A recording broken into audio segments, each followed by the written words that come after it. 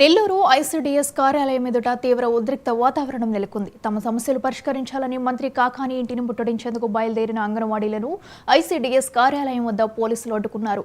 దీంతో పోలీసులు, సిఐటియు నాయకులు, కార్యకర్తల మధ్య తీవ్ర వాగ్వాదం జరిగింది. ఆందోళన చేస్తున్న అంగన్వాడీలను పోలీసులు బలవంతంగా వ్యాన్లోకి ఎక్కించారు. దీంతో అక్కడ గందరగోళ పరిస్థితులు నెలకొన్నాయి.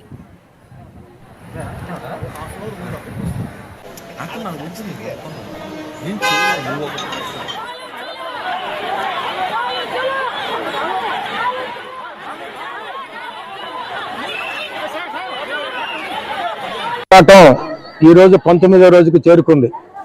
రేపు రాత్రి నూతన సంవత్సర వేడుకలు జరుగుతుండేటటువంటి సందర్భంలో పోలీసు బలగాల్ని మొట్టమొదటిసారి ఈ రోజే ప్రభుత్వం ప్రయోగించింది. అంటే వాళ్ళ ఉద్దేశం ఏంటో మాకు అర్థం కావట్లే. ఇష్యూని శాంతియుతంగా చేసేటప్పుడు దీన్ని రప్చర్ చేయాలనేటటువంటి ఆలోచన ప్రభుత్వ యంత్రాంగానికి రావడం దురదృష్టకరం. కనీసం అబద్ధాలు ప్రచారం చేసేటటువంటి జగన్మోహన్ రెడ్డి గారి కేబినెట్ మీరు చెప్పేది అబద్ధాలు.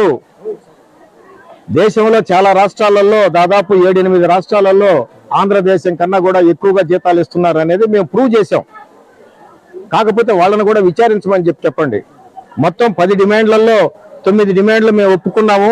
ఒక్క డిమాండ్ కోసం కార్మికులు మొరాయిస్తున్నారు, మొండిగా మాట్లాడుతున్నారు అనేది అబద్ధాలు చెప్తా ఉన్నారు. వాళ్ళు ఆమోదించినటువంటి డిమాండ్స్ ఏవి కూడా 1-2 మినహా ఏవి కూడా లేవు. 60 సంవత్సరాలని 62 సంవత్సరాలు పెంచడం అనేది చేశారు. అది మేమేం అడగడం వల్ల పెద్ద డిమాండ్ ఏం కాదు అది. అట్లాగే ఇప్పుడు 50,000ని ₹1,00,000 చేశారు రిటైర్మెంట్ బెనిఫిట్. ఆ పక్క రాష్ట్రంలో కనీసం చెన్నై గవర్నమెంట్ ₹2,00,000 ఇస్తా ఉంది. ₹14,000 హర్యానాలో ఇస్తా ఉన్నారు.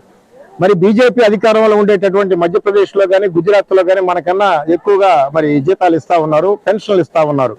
కాబట్టి ఈ పండగ నెలలో ఇంత ప్రెస్టేజ్కి పోకుండా జగన్మోహన్ రెడ్డి గారి కేబినెట్ రేపు రాత్రికైనా ఒక మంచి వార్త వస్తుందనేటటువంటి ఆశ మాకుంది.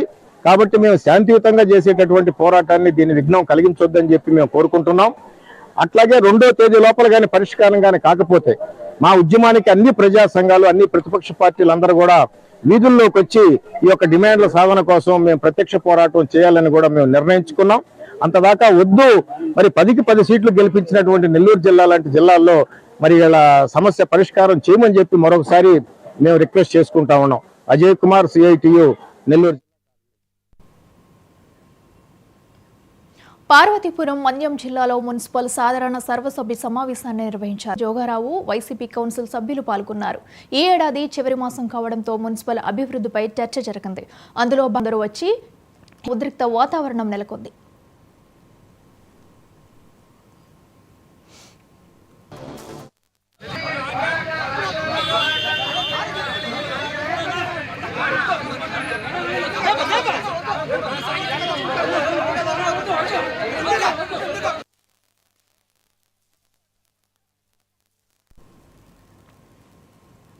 పల్నాడు జిల్లా గురజాలలో వైసీపీ వర్గీయులు దాడి చేశారని ఓ మహిళ ఆరోపణలు